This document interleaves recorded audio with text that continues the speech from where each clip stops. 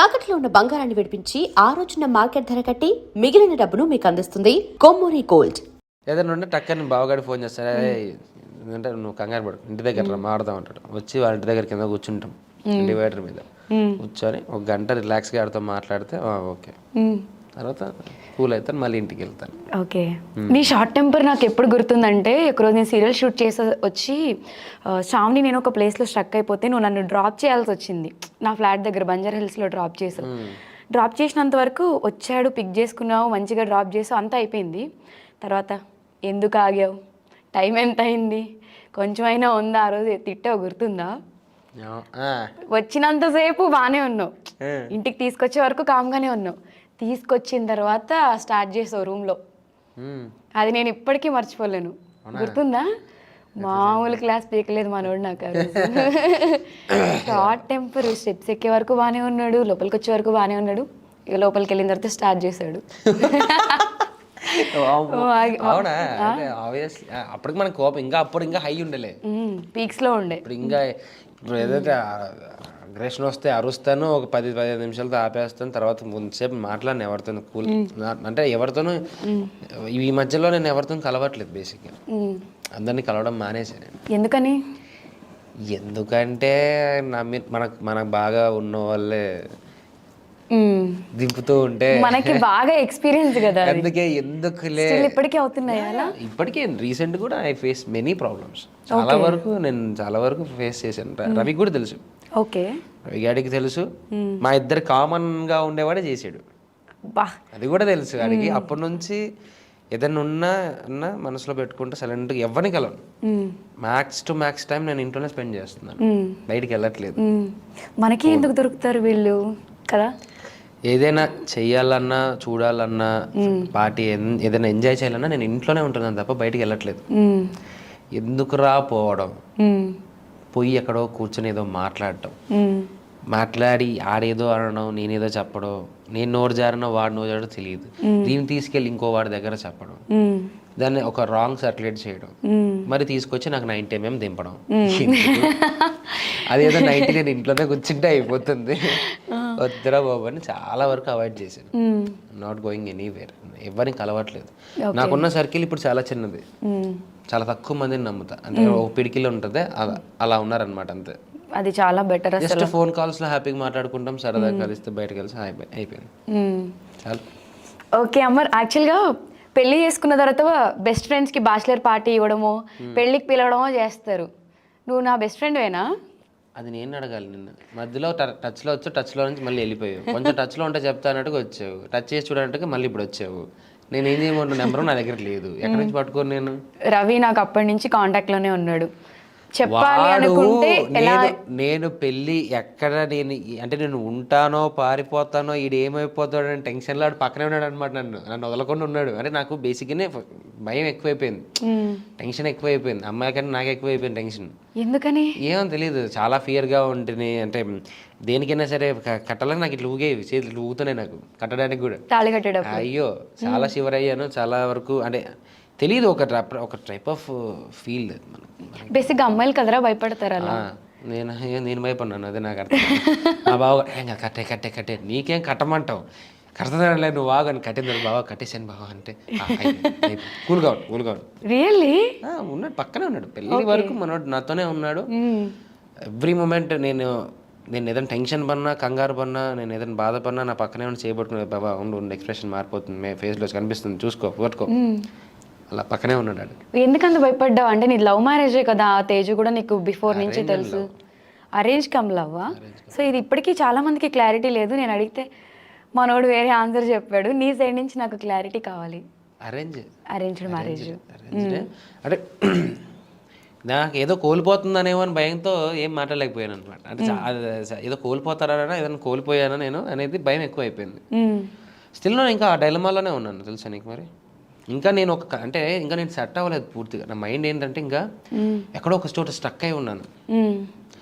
మెల్లగా వస్తున్నాను, బట్ మనకు అలవాట్లేనిది అదే. మనం చాలా సంవత్సరాలు ఒక్కరినే బతకడం అలవాటు అయిపోయి, మనకి ఎవరున్నారు అప్పుడు? అమ్మ వాళ్ళు ఇంట్లో ఉండేవాళ్ళు, రూమ్ లో ఉంటే ఫుడ్ అంటే ఫోన్ చేసినందుకు ఏం చేసినాము పదాన్ని వచ్చి కూర్చొని తిన్నాము, తిరిగాము, చేసాము. అంటే మనకు అది అలవాటు అయిపోయేసరికి ఇక్కడ ఈ ఫ్యామిలీ జోన్కి రావడానికి మినిమం టైం పడుతుంది. ఐ నీడ్ ఒక 1 year అన్నా అడ్జస్ట్మెంట్, ఇంకొక ఈ 7 months అన్నా పడుతుంది. అవును, అంటే అసలే మనం బ్యాచులర్ లైఫ్ కి బాగా అడిక్ట్ అయిపోయాము. అబ్బా, బ్యాచులర్ లైఫ్ అడిక్ట్ కాదు, అసలు బ్యాచులర్ లైఫే బాగుంటుంది అన్నట్టుగా ఉండిపోయాం మనం. నిజంగానే. అవును, సో మీరంటే పెద్దోళ్ళు కాబట్టి పెళ్లి చేసుకోక తప్పలేదు చెప్పామని చెప్పి అన్నీ అలా ఊరికే చెప్తాడు. నేను వాళ్ళిద్దరికంటే చాలా చిన్నదాన్ని. అది మీరు నమ్మారంటే మీరు ఎదవలు అవుతారు. మరి ఎందుకురా ఇంట్లో ఇస్తావు, ఇప్పుడు రాస్తారు నందు ఏజ్ ఎంత అని. రాయని, నాది కూడా రాస్తున్నారు చాలా మంది. అవునా? చెప్పింది రాస్తున్నారు, చెప్పలేంది రాస్తున్నారు, కనబడింది హైలైట్ ఏంటి అంటే, రాస్తున్నారు. అవునా, రీసెంట్ గా నువ్వు ఒకటి చూసాను నేను యూట్యూబ్ లో, అమర్ లేటెస్ట్ అని కొట్టా, అసలు ఏం వస్తాయని చెప్పి జస్ట్ ఇందాక మేకప్ వేసుకుంటూ మంచిగా పెళ్ళే మనోడు చిల్ మూడ్ లో ఉన్నాడు, హ్యాపీగా ఉన్నాడు, ఎంజాయ్ చేస్తున్నాడు అనుకుంటే డివోర్స్ తీసుకోబోతున్నా అమర్, తప్పంతా తన మీద వేసుకున్నా అమర్. సో మేవో కొన్ని వచ్చే స్క్రీన్ షాట్స్ కూడా తీసాను. ఏంటి ఇదంతా? రీసెంట్ గా పెట్టారు 2-3 days బ్యాక్. నేను కూడా చూసాను. చూసావా? చూసాను. పని పాట లేని వాళ్ళు చాలా మంది ఉన్నారు. అందులో ఏంటంటే అమ్మాయి మాడింది ఆ వాయిస్. ఆ వీడియో ఓపెన్ చేసి చూస్తే ఒక అమ్మాయి చెప్తుంది. ఓకే. ఆ అమ్మాయి ఎలా చెప్తుందంటే, మరి తేజువో నేను వెళ్ళి కూర్చొని ఆవిడతో 2 డబ్బులు వేసి మాట్లాడినట్టుగా చెప్తుంది. మరి ఆవిడ ఒకసారి పర్సనల్గా నన్ను వచ్చి కలవండి, ఒకసారి మీకు ఏదైనా ప్రాబ్లం ఉంటే నేను ఒకసారి మిమ్మల్ని చెక్ చేస్తాను, దగ్గరగా చెక్ చేస్తాను, రండి ఒకసారి. అది ఇలాంటి రూమర్స్ మామూలే, చాలా మందికి వస్తూ ఉంటాయి. దీన్ని పట్టించుకున్నాము అంటే ఎక్కువ, మరి ఇవి ఎక్కువైపోతాయి. ఒక దాన్ని రియాక్ట్ అవ్వడం స్టార్ట్ చేస్తే, ఓ వీడు దీనికి రియాక్ట్ అవుతున్నాడు కదా, సరే ఓకే, నెక్స్ట్ వెళ్తారు. మీ అరుగుదల, మీ ఓపిక. మాకు ఇవి కాకుండా మాకు బొచ్చుడు పనులు ఉన్నాయి, షూటింగ్లు ఉన్నాయి, కొంచెం నిద్రపోవడం ఉంది, ముఖం కేరింగ్ ఉంది, కడుపు కింద తినాలి, జిమ్ చేసుకోవాలి,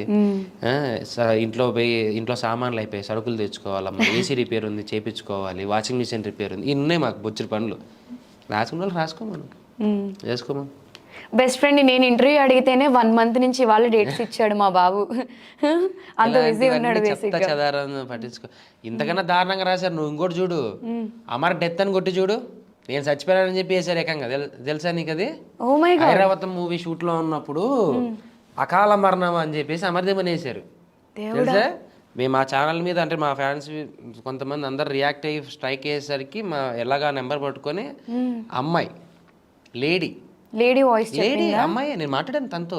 ఏం పోయే కాలం అమ్మా, ఎందుకు అలా చేస్తున్నావు అసలు నువ్వు? ఏంటంటే, నాకు పిల్లలు ఉన్నారండి, ఏదో డబ్బుల కోసం అండి. డబ్బుల కోసం అయితే నేను నన్ను చంపేస్తావు? ఇప్పుడు మమ్మీ డాడీనో ఎవరో ఎక్కడో బయట చూస్తారు, సడన్ గా వాళ్ళకి ఇలాంటి స్టేట్మెంట్లు చూసిన తర్వాత సడన్ గా వాళ్ళకి ఏదైనా జరిగితే ఎవరు రెస్పాన్సిబిలిటీ? అవును, అదే చెప్పి తిట్టాను, బాగా తిట్టాను.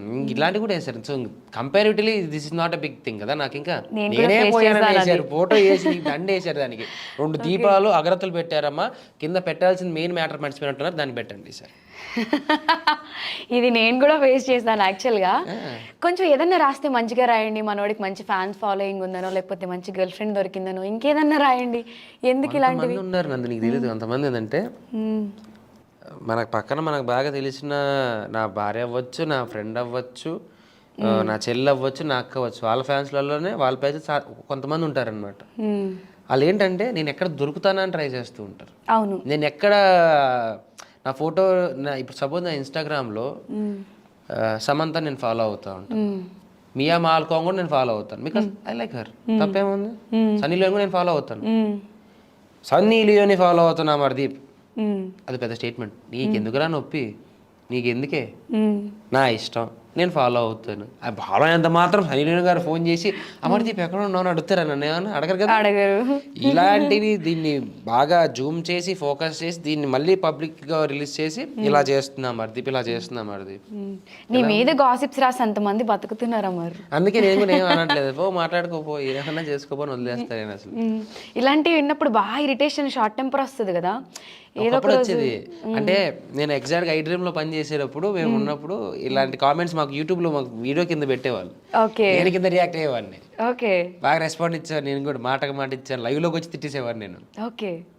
నీకు ఉంటుంది ఇప్పటికీ లైవ్ లోకి వచ్చి ఫేస్బుక్ లైవ్ లో ఒకసారి వచ్చి తిట్టాను అనమాట. ఐ డ్రీమ్ లో ఇక్కడే కూర్చొని తిట్టా నేను. అప్పుడు తిట్టిన, ఇప్పుడు కొంచెం చల్లబడ్డాను, అలవాటు పడ్డాను. ఉంటే అయిపోయేవాళ్ళు. ఒక్కొక్కరికి నెక్స్ట్ లెవెల్లో ఇచ్చి పడేసి దవిడి దివిడే. వాళ్ళు ఏం మాట్లాడినా తిరిగి ఇస్తూనే ఉంటారు. వాళ్ళ ఓపిక వాళ్ళకే గొంతు నొప్పి రావాలి. మేము పరిగెట్టాలి ఇంకప్పుడు నీ వెనకాల రే తగ్గరా తగ్గరా తగ్గరా. ఉమ్. సో కోపం అయితే తగ్గింది అప్పటికి ఇప్పటికి. తగ్గింది కొంచెం, పర్లేదు, కొంచెం పర్లేదా? అంతే.